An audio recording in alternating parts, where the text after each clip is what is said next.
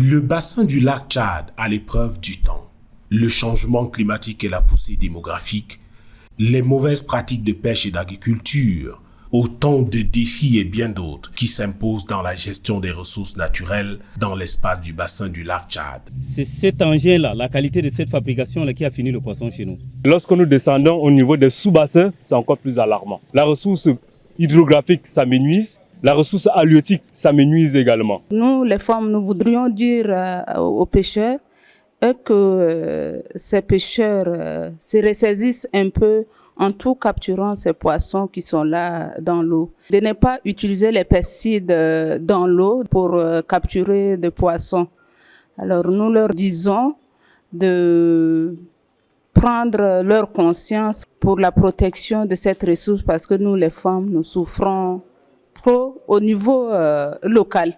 Lorsque les pêcheurs se retrouvent, que ce soit du côté du Cameroun, que ce soit du côté du Tchad, ils sont exposés à la brigade fluviale nautique qui vient, surtout nuitamment, arracher leurs pirogues, leurs engins de pêche et ça limite considérablement leur activité. Les ressources diminuent continuellement. Éleveurs, pêcheurs, agriculteurs et d'autres types d'utilisateurs s'affrontent. C'est dans ce contexte que la phase 4 du projet Bridge a été mise en œuvre, avec pour objectif de contribuer à la sécurisation et à la réduction des conflits liés à l'eau dans les bassins transfrontaliers cibles, grâce à une gestion et une gouvernance durable des ressources en eau. With Bridge, we've always focused on multi-level governance. So you look at countries to understand what their awareness and agreements are between each other over shared water resources. And then you work that logic down to national, from international level, national to, within country, regional level, to sort of county or state level, and then to local community level. Le principal challenge dans Bridge 4 était de renforcer la dynamique de la coopération entre les États.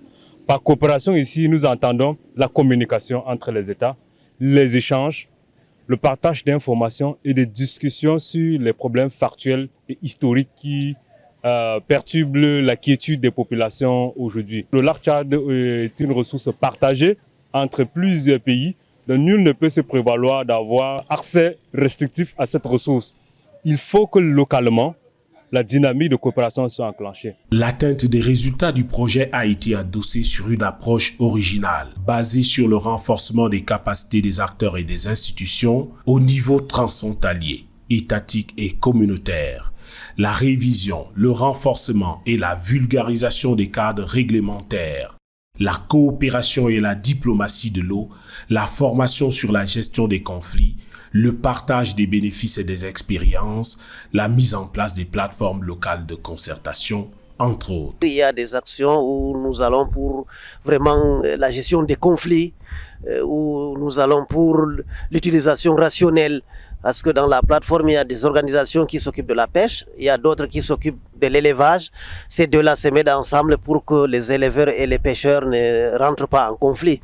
Donc, ce qui fait que la gestion est apaisée, la gestion des ressources se fait de manière concertée maintenant.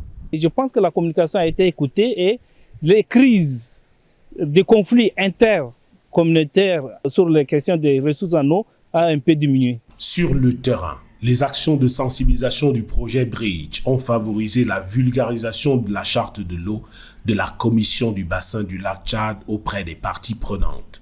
Le projet Bridge a bien travaillé avec la CBT aussi dans le cadre de sensibilisation pour la ratification de la charte de l'eau.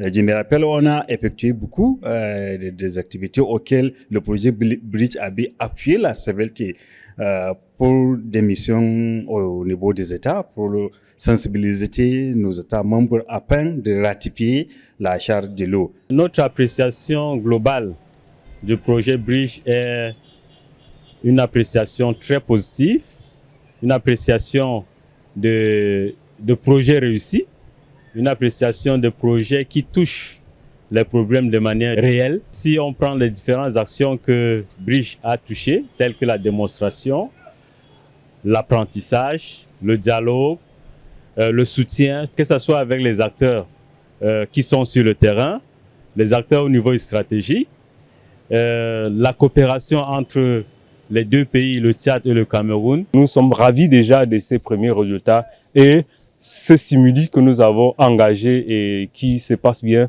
Et nous profitons de l'occasion pour remercier notre partenaire, la Commission du bassin de lac Tchad, qui est toujours présente et qui nous accompagne tout au long de cette période.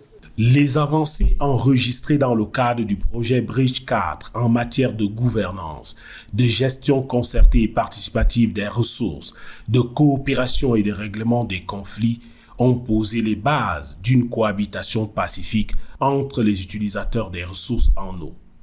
Des initiatives additionnelles futures pourraient contribuer à consolider ces dynamiques afin d'asseoir un climat de paix entre les communautés riveraines et garantir la pérennité des ressources.